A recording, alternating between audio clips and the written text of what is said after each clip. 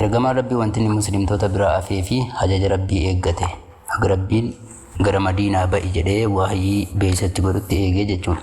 Kana booda rabbiin isaa fayyamuu eega rabbiin isaa fayyamee Abu Bakritti hime. Fasa'alahu Abu Bakriin rasuula kadhate as-suhbata saahibummaa. وصل اللهم على نبينا محمد وعلى آله وصحبه وسلم. السلام عليكم ورحمة الله وبركاته.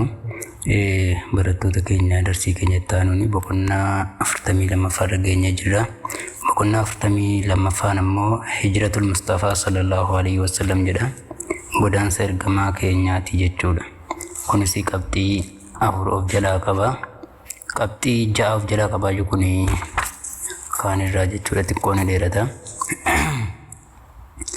إني تكفاني توجه الرسول صلى الله عليه وسلم إرجما ربي جرجلي إلى أبي بكر جرى أبي بكر التفور ديبي جتشودا وأعلمه إسابيك سيسي يقال مو أبو بكر التئمه بأمر الله له أجج ربين إستدى برسي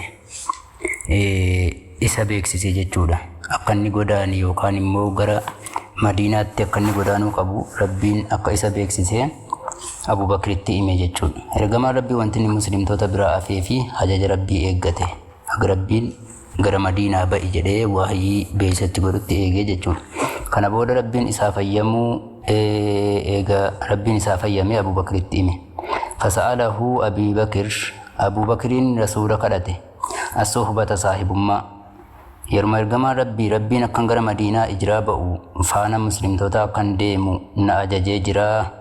Gaafanni jedhu Abu Bakr rasuula kadhate as-suhbata saahibummaa yaa ergamaa rabbii sittan saahibooma jedheen. Faqaala ni jedhe ergamaa rabbii na'am eeyyee ni ta'a natti saahiboomi jedheen. Qabxii lammaffaani summa hayya'a eeganaa ni qopheesse summa hayya'a eeganaa ni qopheeffatan raahilatayni yaabbii lama lisafarihima imala jara lamaaniitiif ni qopheeffatan jechuudha. Wa'aaxayaahuma yaabbii jara lamaanii farda lama qopheeffataniitiyyi eenyutti kennanii lidaliilin nama karaa beekutti kennatan jechuudha.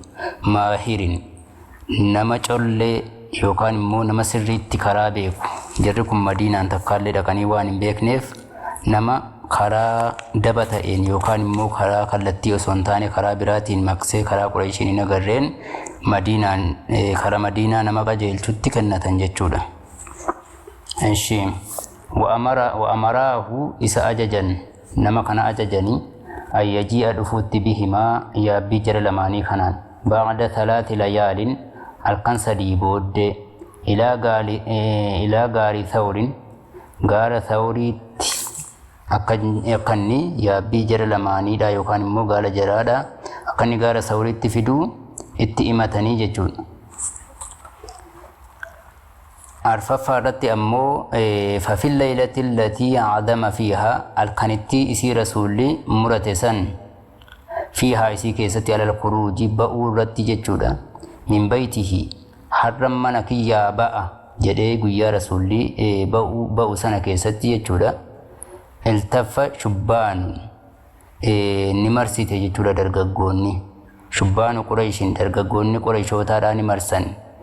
Hawla daarihi naannoo mana rasuulaadhaa marsan. Mana rasuulaatti dhufanii naanna'an. Warasuuluhu sallallahu alayhi wasallam haala ergamaa rabbii bidaakilihi mana isaanii keessa jiranuun dhufanii mana isaadhaa marsan jechuudha. Gaafa rasuulli ba'uudhaaf muratu san.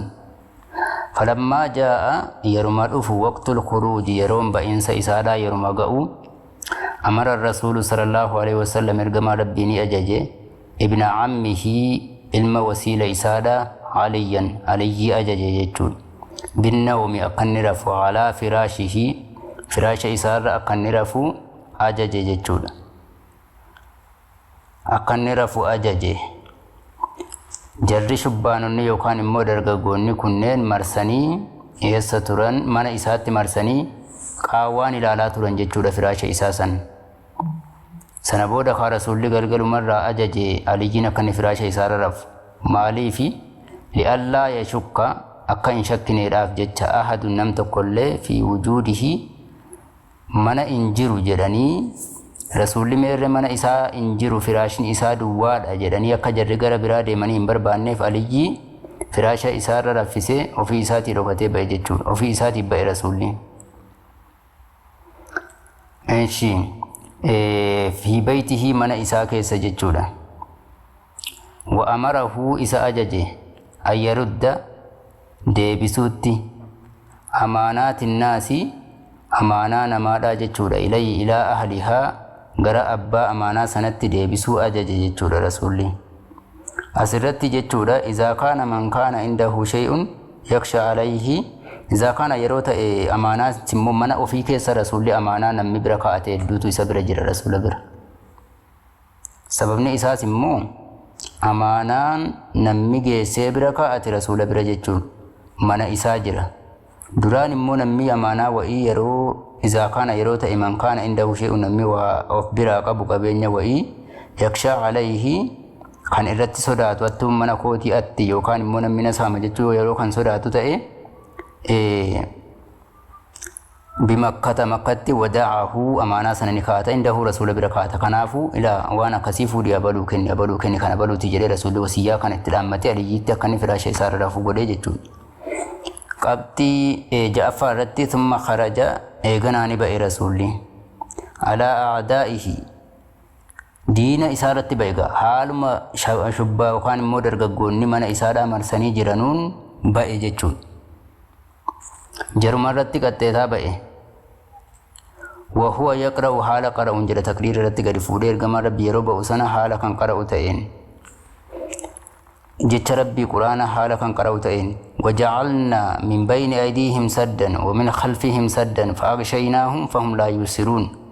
Ayata jedhu kana suuraa Yaasiin ayata salgaffaa irratti ka argamu kana qara'e jechuudha. Innis immoo waja'alnaa nuti ni goone yaa Nabi Muhammad min bayni aydiihim fuuldura jaraatti saddan cufaadha goone wa min khalfihim dudduuba isa jaraatti saddan cufaa goone si arguu hin danda'anii ba'i walakkaadhuma jaraatiin dhaqii ba'i jedhee rabbiin ayata kana qaraa ba'i.